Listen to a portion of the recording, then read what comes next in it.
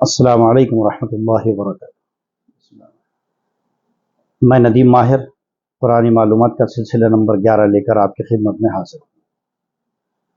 آج ہم بات کریں گے قرآن مجید، چونکہ عربی زبان میں ہے، اور عربی میں جس وقت قرآن مجید اللہ تعالیٰ نے حضور اکرم صلی اللہ علیہ وسلم پر نازل فرمایا تو وہ دور عرب دور کا ایک ایسا دور رہا ہے عرب کی تاریخ کا کہ اس زمانے کو زمانے جاہلیت کہا گیا۔ جاہلیت اس معنی کر نہیں کہ ان کے اندر تعلیم نہیں تھی، بلکہ ایک اجڑ پنا تھا ان کے اندر، اور ان کی مختلف روایتیں تھیں، لیکن جہاں تک ان کے علم کا تعلق تھا تو وہ لوگ بہت اچھے شاعر تھے، بڑے اچھے نقاد تھے، اور بڑا ان کے ہاں عربی ادب پر ایک مقابلے بازی اور قصائد اور یہ سب چیزیں ہوتی تھیں، تو زبان پر ان لوگوں کو بہت زیادہ عبور حاصل تھا۔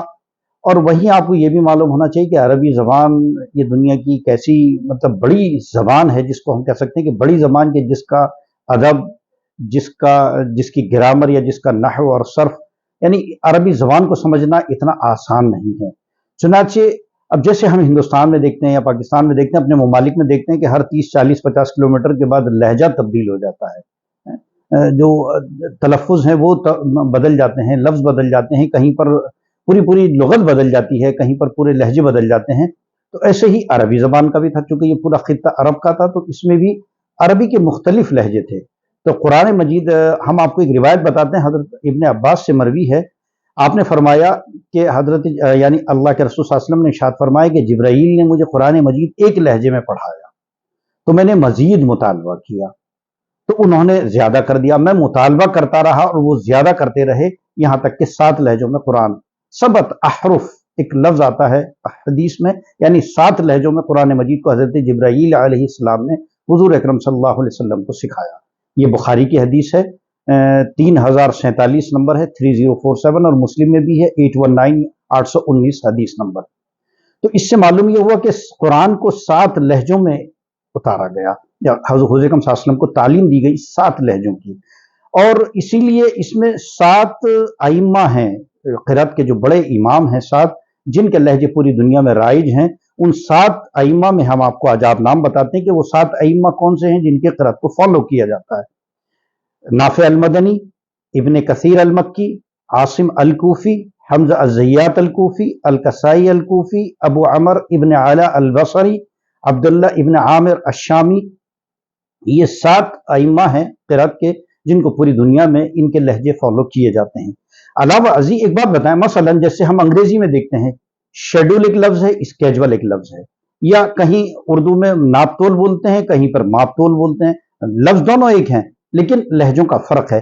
یا جیسے کسی کو سکھایا جاتا بچپنے میں، اگر اردو پڑھائی جاتی ہے تو الف بے تے، لیکن اگر عربی پڑھائی جاتی ہے تو الف با تا، حالانکہ با اور تا دونوں سیم ہیں، دونوں ایک ہیں، لیکن لہجوں کے فرق کے ساتھ سکھایا جاتا ہے۔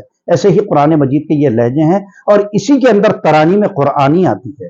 علم اللہجات ایک باضابطہ قرآن کے لہجوں کا ایک علم ہے باضابطہ، جس میں 7 صنع بسحر، ان کا شارٹ فارم ہے یہ 7 قرآن مجید کے لہجے ہیں جو پڑھے جاتے ہیں۔ ان میں سبا، جو صنع بسحر یعنی صاد نون عین با سین ہا را، یہ 7 لفظ ہیں، یہ 7 شارٹ فارم ہیں۔ میں 7 کی آپ کو فل فارم بتاتا ہوں۔ سبا پہلا لفظ، پہلا لہجہ ہے، دوسرا نہاوند ہے، تیسرا عجم ہے، چوتھا بیات ہے، 5واں سیکاہ یا سیگاہ کہا جاتا ہے، اور 6واں حجاز، اور 7واں راست یا رست۔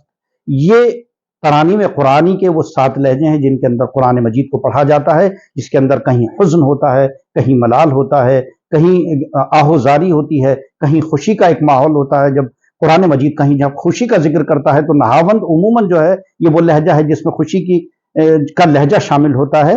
ایسے ہی قرآن مجید کے 7 لہجے ہیں، یہ ترانیم قرآنی کہلاتے ہیں۔